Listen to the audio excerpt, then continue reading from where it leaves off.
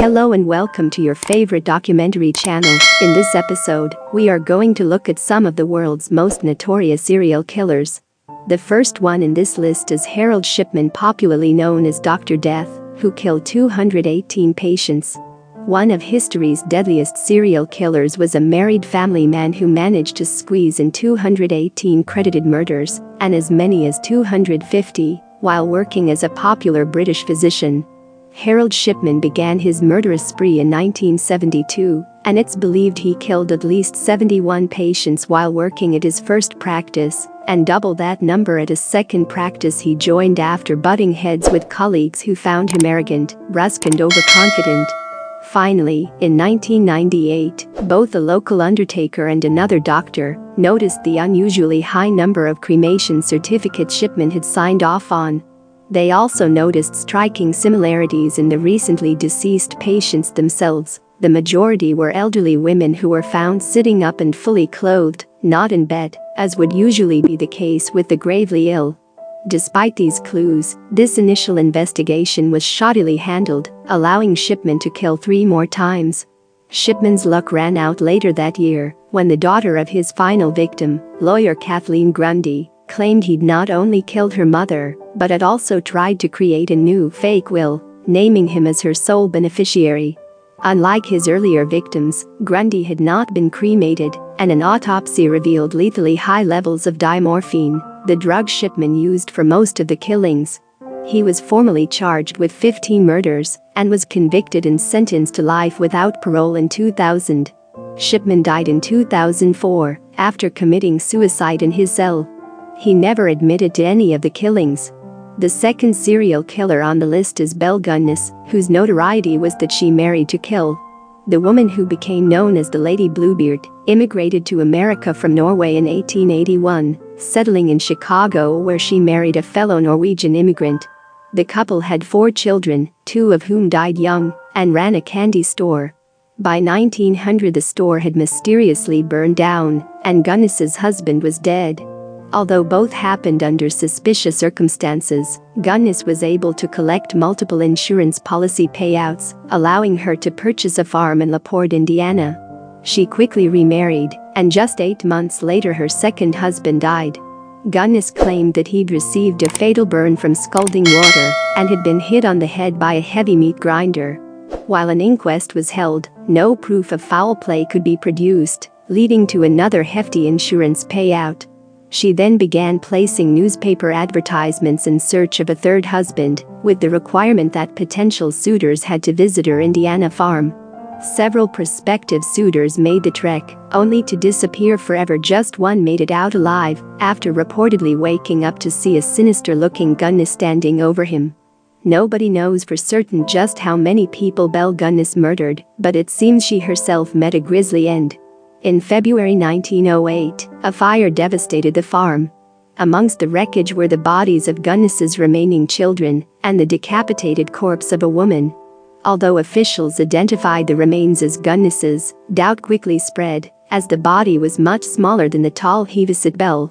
The search for her missing head, which never turned up, led to the gruesome discovery of almost a dozen bodies, including the missing suitors and several children. Ray Lamphere, a former farmhand that she had fired a few years earlier and later claimed was threatening her life, was arrested and tried for the crimes, but was only convicted of arson. Belle's true fate remains unknown, although unverified sightings continued for decades after her death.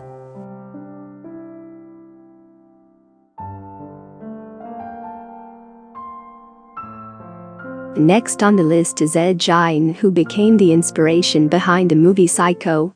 The man whose macabre and horrific acts helped inspire Psycho, Silence of the Lambs and the Texas Chainsaw Massacre, grew up in an isolated area of Wisconsin. He was an abused child of an alcoholic father and a puritanical and domineering mother who instilled in her son a pathological fear of both women and sex. When his father, brother and mother died within a 5-year period, he was left alone at the family farm, where he eventually cordoned off parts of the house, turning it into a shrine, of sorts, to his mother. 13 years later, local police arrived at the farm, following up on a tip regarding missing hardware store owner Bernice Worden. They discovered Worden's headless corpse hanging upside down from the rafters.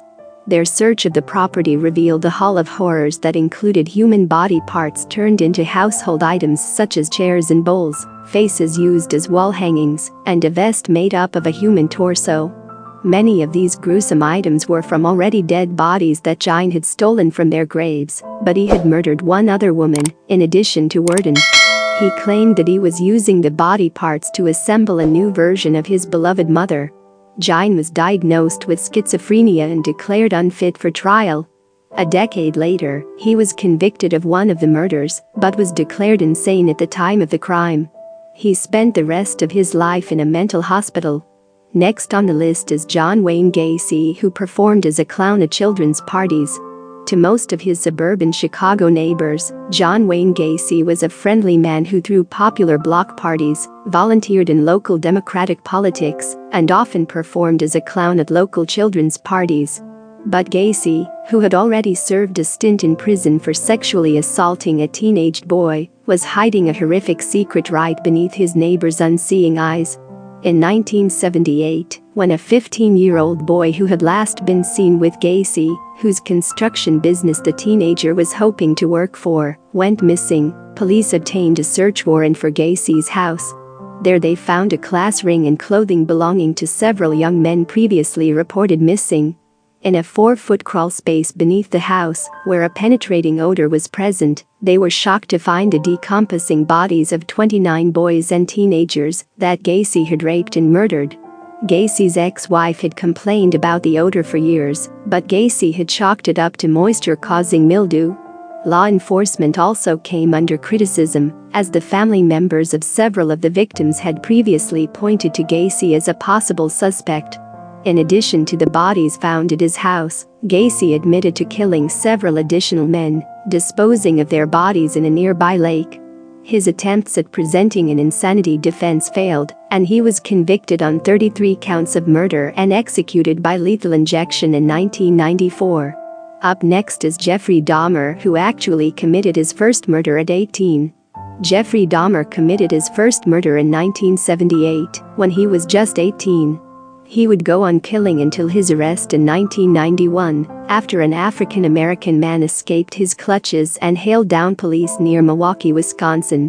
When the victim led police back to his captor's apartment, they discovered photographs of dismembered bodies, the severed heads and genitalia of several other men, and a tub full of acid that Dahmer had used to dispose of some of his 17 victims.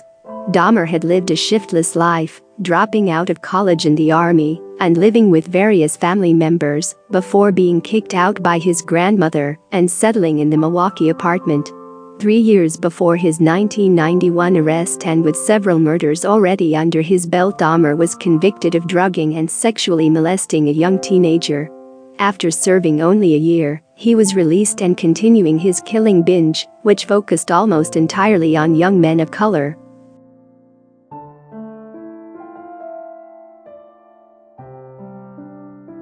Dahmer's sensational trial, featuring lurid descriptions of his eating the body parts of some of his victims and admissions of necrophilia, renewed the world's interest in serial killers. In 1992, Dahmer was sentenced to 957 years in jail, but was killed by a fellow inmate just 2 years later.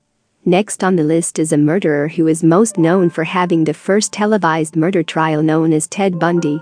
Handsome, well-educated and brimming with charm, Ted Bundy seemed the unlikeliest of serial killers, which made his decade-long, multi-state killing spree all the more surprising and, to some, appealing.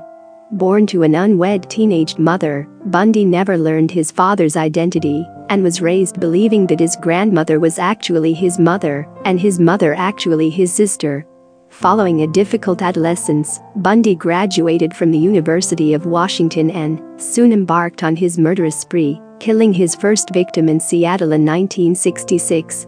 Focusing primarily on attractive college co-eds, Bundy committed a series of murders across the Pacific Northwest. He continued on to Utah and Colorado, killing several more women before being arrested. Despite being convicted of kidnapping, he managed to escape police custody not once, but twice, while awaiting trial in Colorado. He moved to Florida, where he killed several members of a sorority and his final victim, a 12-year-old girl who he raped and murdered. When Bundy was finally apprehended while driving a stolen car a week after his last murder, his trial quickly became a media sensation. It was the first murder trial to be fully televised and featured Bundy front and center acting as one of his own defense attorneys. He became a media star, welcoming journalists to his cell, receiving letters of admiration from Lovelorn fans, and even marrying one of them, and providing an endless list of clues about additional murders he may have committed, in the hopes of delaying his execution. It didn't work. He was executed in the electric chair in 1989, with the true number of his victims unknown. The next one on the list, Jack the Ripper, is an interesting one, since there are more than 100 suspects on this case. In 1888, London's Whitechapel district was gripped by reports of a vicious serial killer stalking the city streets. The unidentified madman lured prostitutes into darkened squares and side streets before slitting their throats and sadistically mutilating their bodies with a carving knife. That summer and fall, 5 victims were found butchered in the downtrodden East End district, sparking a media frenzy and citywide manhunt. A number of letters were allegedly sent by the killer to the London Metropolitan Police Service, also known as Scotland Yard, taunting officers about his gruesome activities and speculating on murders to come. Without modern forensic techniques, Victorian police were at a loss in investigating the Ripper's heinous crimes. After taking his final victim in November, the killer seemed to disappear like a ghost. The case was finally closed in 1892, but Jack the Ripper has remained an enduring source of fascination. The most popular theories suggest that the killer's understanding of anatomy and vivisection meant he was possibly a butcher or a surgeon. Over 100 possible suspects have been proposed. The last serial killer on this list is H. Holmes, a pharmacist who built a murder castle. Holmes spent his early career as an insurance scammer before moving to Illinois in advance of the 1893 Chicago World's Fair to work as a pharmacist. It was there that Holmes built what he referred to as his murder castle, a 3-story inn that he secretly turned into a macabre torture chamber.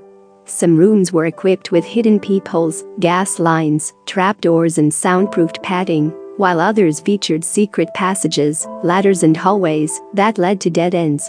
There was also a greased chute that led to the basement, where Holmes had installed a surgical table, a furnace and even a medieval rack. Both before and during the World's Fair, Holmes led many victims, mostly young women, to his lair, only to asphyxiate them with poison gas and take them to his basement for horrific experiments. He then either disposed of the bodies in his furnace or skinned them and sold the skeletons to medical schools. At the same time, Holmes worked insurance scams, collecting money from life insurance companies. Holmes was finally caught when one of his co-conspirators tipped off the police after Holmes failed to deliver his payout. Holmes was eventually convicted of the murders of 4 people, but he confessed to at least 27 more killings before being hanged in 1896. Thanks for watching. Don't forget to subscribe and click on the notification bell. Until next time, stay safe.